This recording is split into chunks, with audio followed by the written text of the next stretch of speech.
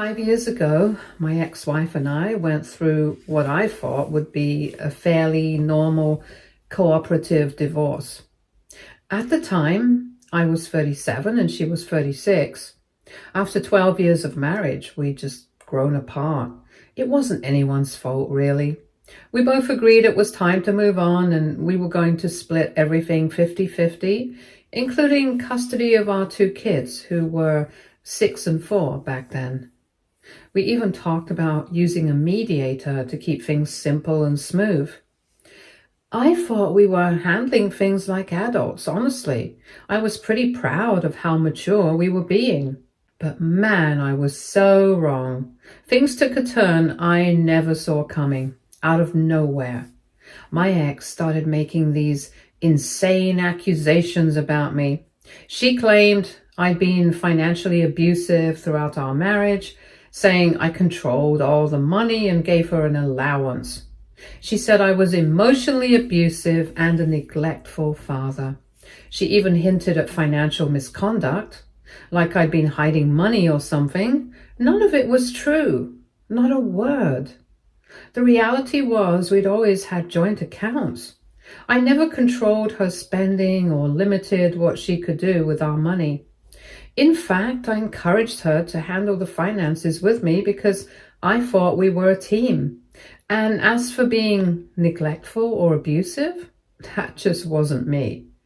I loved my kids, and I was always involved in their lives. I'd never heard a single complaint from her about any of this during our marriage.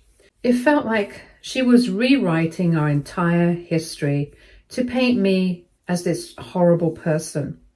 Then it got worse. She filed court documents accusing me of all sorts of things, being a distant dad, verbally abusing her, controlling her every move. She twisted little moments from our marriage and turned them into something ugly. It was like living in a nightmare where the person you trusted most suddenly became someone you didn't even recognize. What made it even harder was how my family reacted. I thought, at the very least, they'd have my back. They knew me. They'd seen me as a husband and father. Surely they'd see through the lies, right? Wrong. They sided with her. My own parents and siblings believed her over me. They said stuff like, well, she's always been so great with the kids, and why would she lie about something so serious? It was like they didn't even care about hearing my side. My sister even went as far as testifying against me in court. She claimed she'd seen me being controlling, which was just insane. I don't know if she actually believed it or just wanted to stay on my ex's good side, but her words were the nail in the coffin. Between her testimony and my ex's accusations, the court ruled heavily in her favor. I lost almost everything. She got full custody of the kids, and I was only allowed supervised visits. Supervised, like I was some kind of danger to my own children.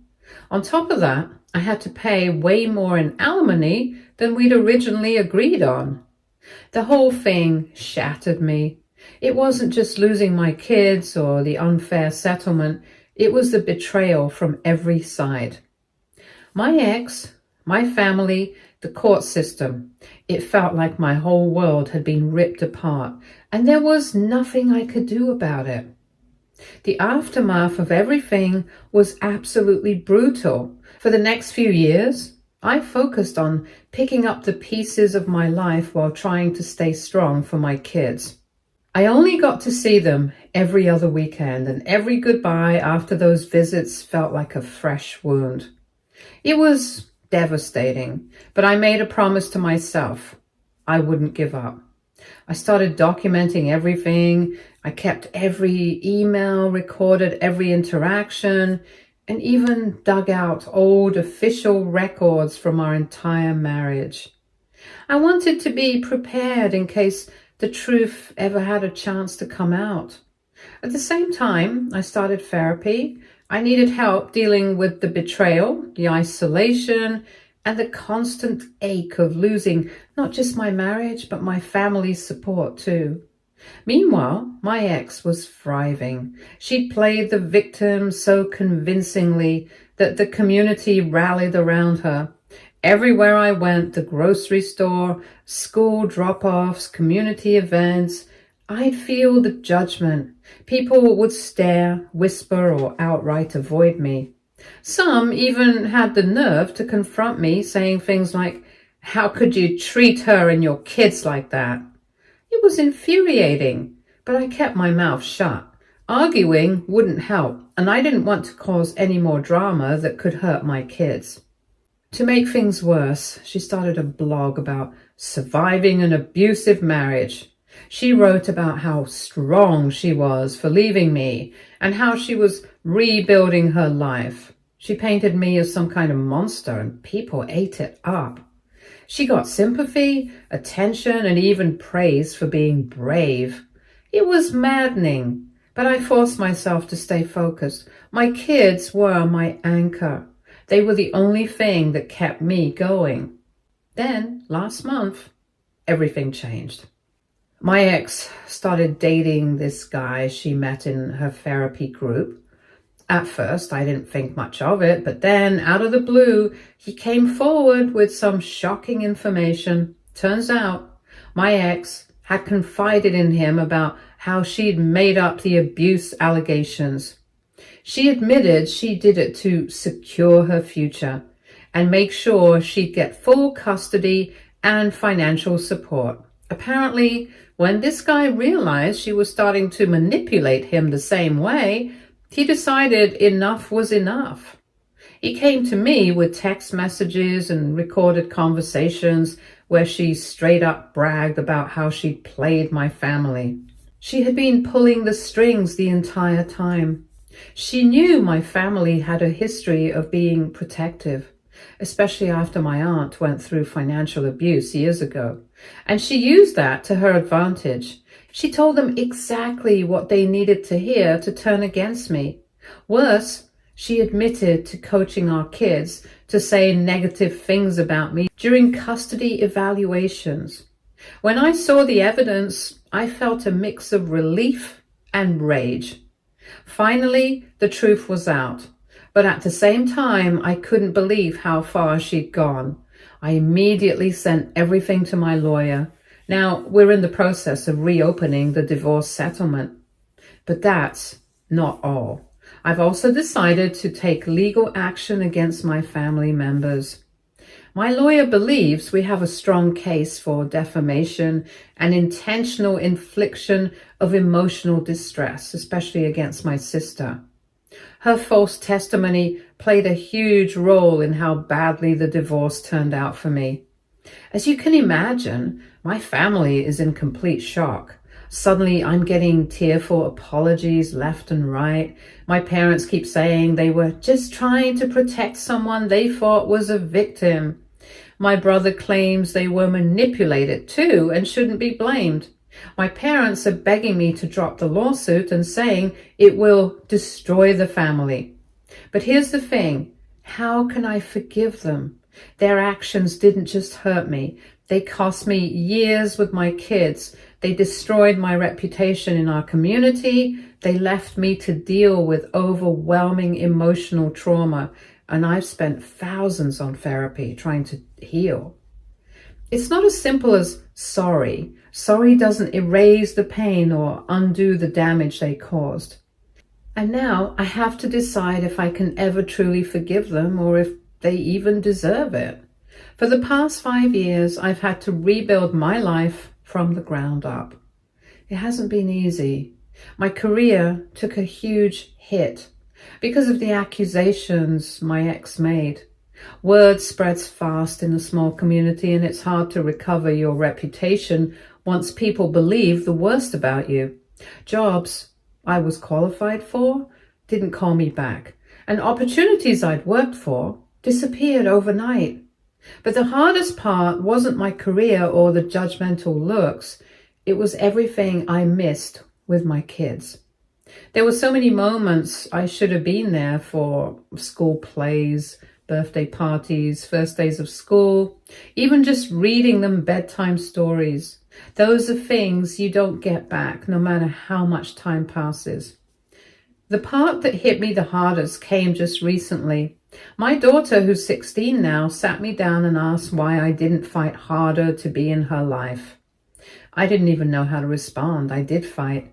I fought with everything I had, but the system was stacked against me. Her words crushed me because it felt like no matter what I'd done, I still failed her. And now my family, yes, the same people who believed my ex's lies and turned their backs on me, say they want reconciliation. They claim they see the error of their ways and want to make things right. But here's the thing. How do I trust them again? What they did wasn't a small mistake or a misunderstanding.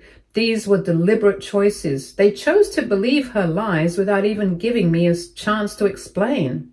They chose to testify against me, knowing it could destroy my life, and it did. Even if I win this legal battle, I know the scars they've left won't ever fully heal.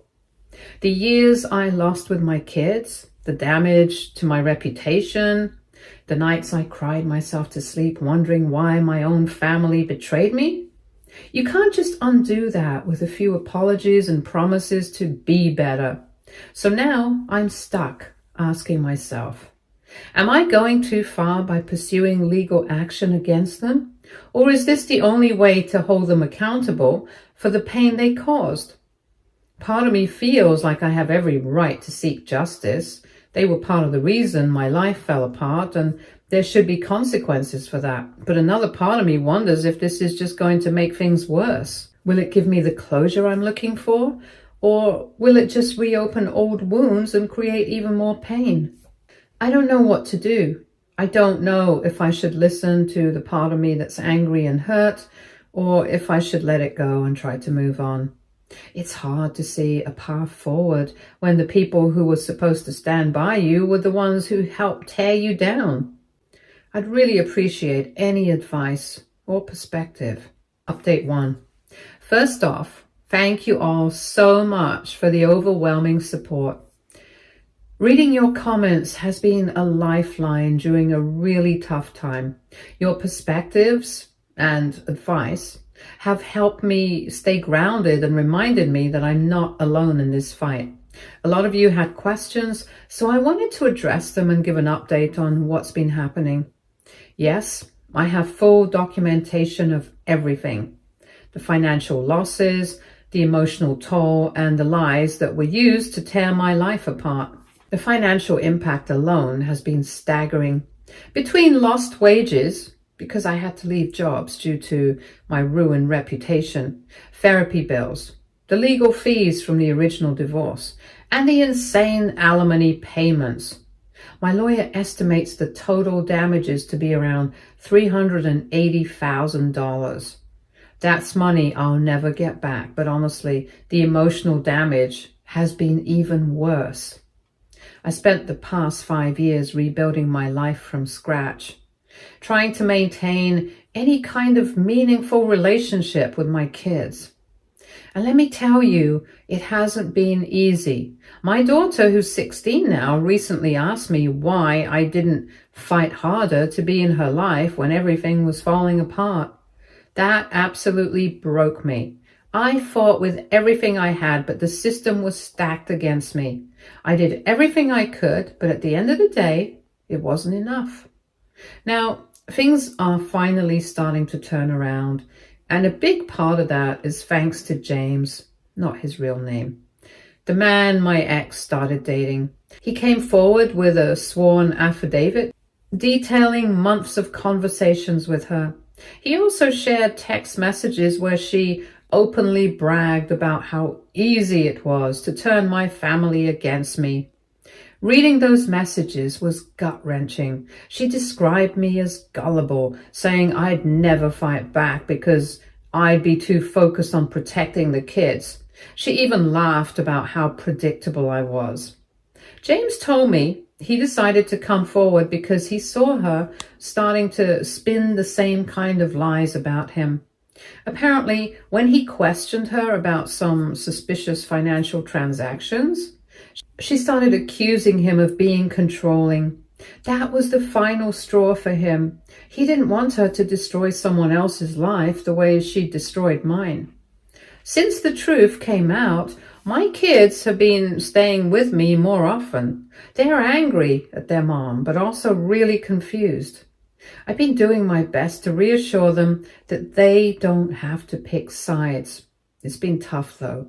My daughter asked me the other day why her mom would say such awful things about me. I didn't know how to answer without making things worse. So I told her that sometimes people make bad choices when they're scared or upset. It wasn't a perfect answer, but it was the best I could do in the moment. My son has been opening up more too.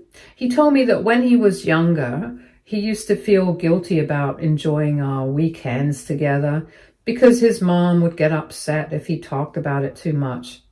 That absolutely gutted me. No child should have to feel like that.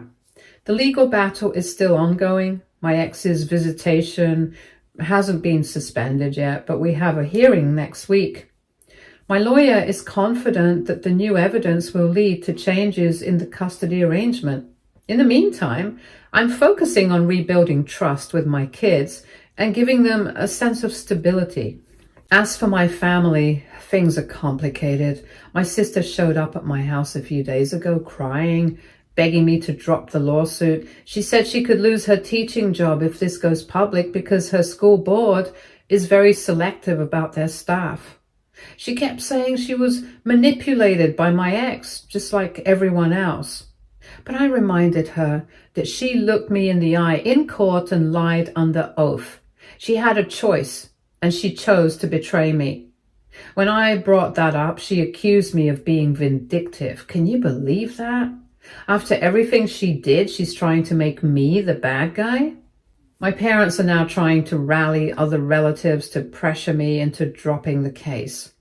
I've gotten calls and messages from cousins, aunts, uncles, you name it.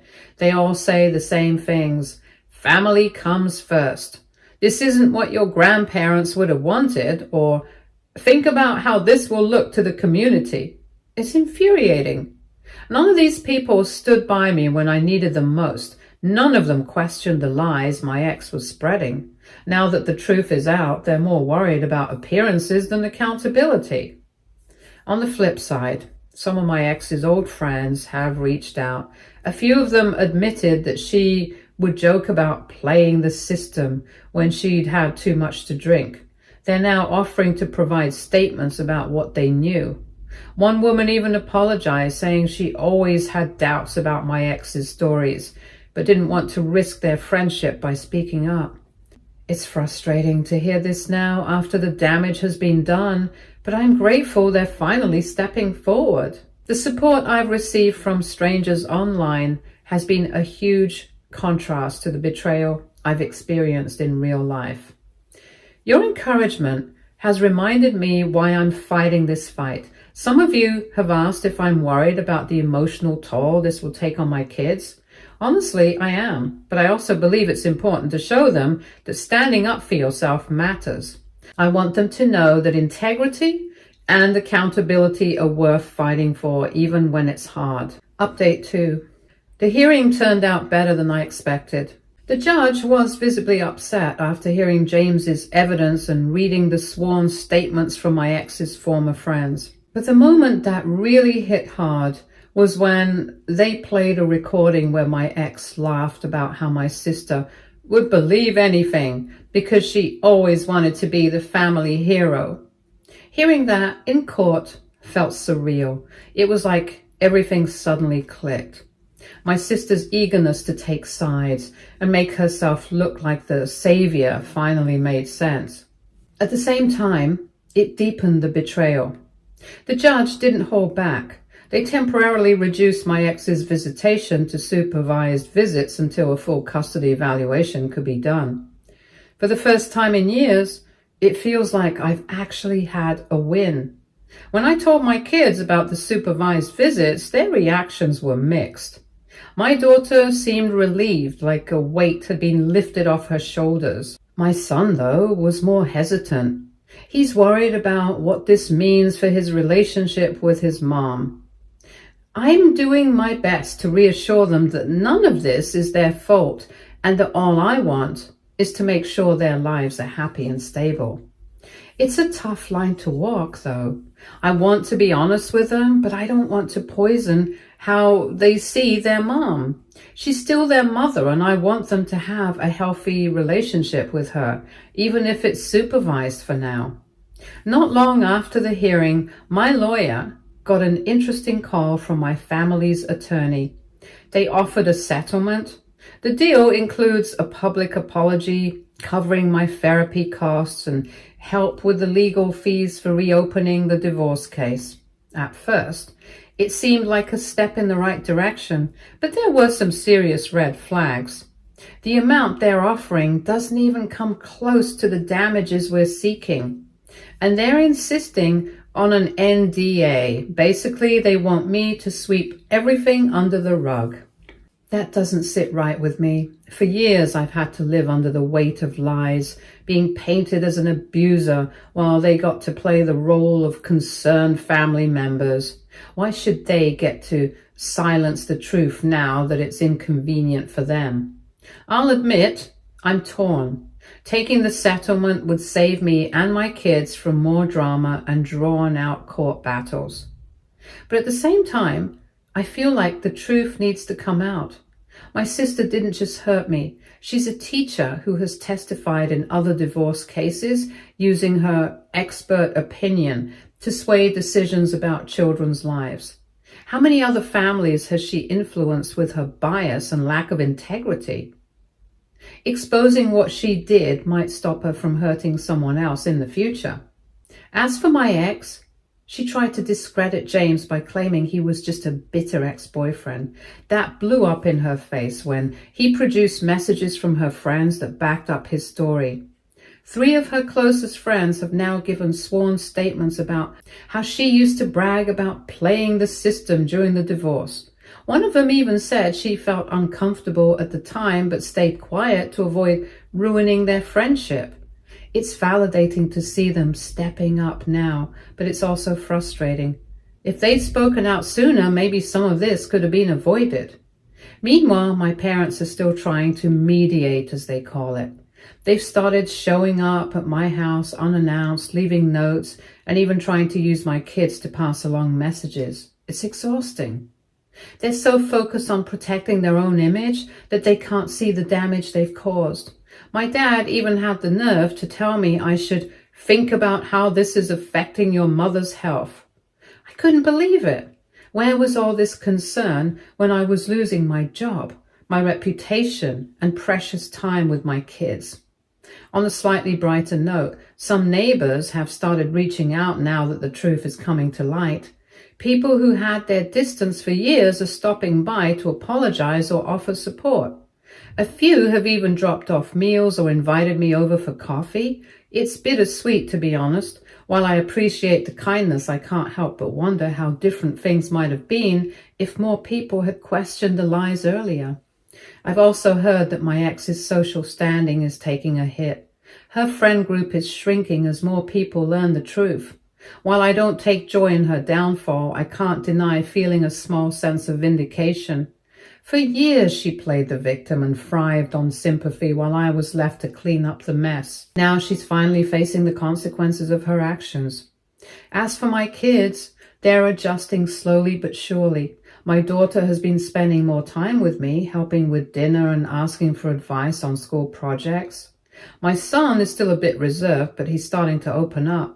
The other day he asked if we could build a birdhouse together. These little moments remind me why this fight is worth it. My kids deserve to see what a stable, loving home looks like, and I'm determined to give them that. I'm still on the fence about the settlement. On one hand, it would bring quicker relief and let me focus on rebuilding my life and strengthening my relationship with my kids. On the other hand, taking this fight all the way could set a precedent. It's about more than just me. It's about showing that lies and betrayal have real consequences. For now, I'm taking it one step at a time. I'm leaning on my lawyer's advice and the support of the people who've stood by me. No matter what happens next, I finally feel like I'm starting to take back control of my life. After years of feeling powerless, that's a victory in itself. Update 3. After a lot of thought and talks with my lawyer, I've decided to turn down the settlement offer. It wasn't an easy choice, but here's why I made it. First, the settlement comes with an NDA, which would stop me from warning others about the dangers of false testimony in divorce cases. I can't agree to sweeping everything under the rug after everything I've been through. Second, the settlement doesn't come close to covering the full damage my family has caused. It feels more like a way for them to save face, not a real attempt to make things right. But the biggest reason I rejected it is because my kids deserve to see that standing up for what's right matters. I want them to know that integrity and accountability are non-negotiable, even if it's hard. Today was our first court date for the civil suit, and it was intense. My family's lawyer tried to argue that they were also victims of manipulation, like they should be excused because they meant well. Thankfully, the judge didn't buy it, and he pointed out that adults are responsible for their own choices, and that just because they had good intentions doesn't excuse perjury. Hearing that in court felt validating. For years, I've been made to feel like I'm the one overreacting, so having a neutral party acknowledge what happened really helped. James was key again today. He shared more about how my ex would brag about manipulating my family and calling them easy targets because of their protective instincts and my sister's need to be the family hero. His testimony painted a clear picture of how calculated her actions were, leaving no room for my family to claim they were innocent victims. He also shared new evidence, and now some women from the same therapy group are coming forward. They've talked about how my ex coached them on ways to exaggerate their divorce settlements, including making up abuse stories. The district attorney is now looking into possible perjury charges against both my ex and my sister. It's a bittersweet feeling. It's good to see them facing consequences, but it's hard to accept that it had to get this far. The kids are doing better with therapy, though it's clear they're still processing a lot. My daughter surprised me the other day by asking if she could speak at the custody hearing next month. She wants the judge to know how much she loves spending time with me and how safe she feels at my house. Her words broke my heart in the best way. It's not fair that she has to stand up for herself like that, but it also shows her strength. My son, though quieter, has been asking more questions about the court process, and I've been trying to answer as honestly as I can without overwhelming him. My ex, of course, is sticking to her story. She's trying to spin it that I'm just doing all of this out of revenge. She even filed a motion to delay the custody hearing, saying the stress of the civil suit is affecting her ability to focus on the kids. Thankfully, the judge denied it, saying that with all the new evidence, it's important to move forward and reassess custody. Meanwhile, my family is still trying to do damage control. My parents have been calling extended family members, trying to make me out to be the one tearing the family apart. I've gotten a ton of calls and messages from aunts, uncles, and cousins, all telling me I should be the bigger person and think about the family. It's maddening. Where was this concern when they were all testifying against me, siding with my ex? It's like they can't even see their own hypocrisy. I'm done trying to explain myself to people who refuse to see the truth. One of the most unexpected things that's happened is the reaction at my sister's workplace. Word has started to spread about her involvement in the case, and it's causing a stir at her school. Some parents are even questioning if someone who lied under oath should be trusted with their kids. As much as I don't want to harm anyone's career, it's hard to feel bad when her actions have caused so much damage to me and my kids. If this makes her realize the consequences of her choices, then maybe it's for the best. The community seems to be changing too. More neighbors and people I haven't heard from in years have started reaching out, apologizing for believing the worst about me. Some have even offered to write character references for the custody hearing. I appreciate it, but it's hard not to feel a little bitter. Where was this support when I really needed it? Still, I'm trying to stay focused on the positive and use their backing to strengthen my case. Through all of this, I'm doing my best to show my kids resilience and integrity. I've been talking to them about standing up for what's right, even when it's tough. I've also been teaching them that forgiveness is important, but that doesn't mean letting people off the hook. My daughter's decision to speak at the hearing is proof of her courage, and I'm so proud of her for wanting to be heard. I know some people think I'm being too harsh by pushing legal action and turning down the settlement, but this isn't about revenge. It's about justice. It's about making sure the truth comes out and that no one else has to go through what I have. Family ties don't mean you get to destroy someone's life, and it's about time my family learned that. I'll update again after the custody hearing. Thanks again to everyone who's been supporting me. Your encouragement has given me the strength to keep fighting for what's right. Update 4. It's been a while since I last posted, and I wanted to share the good news.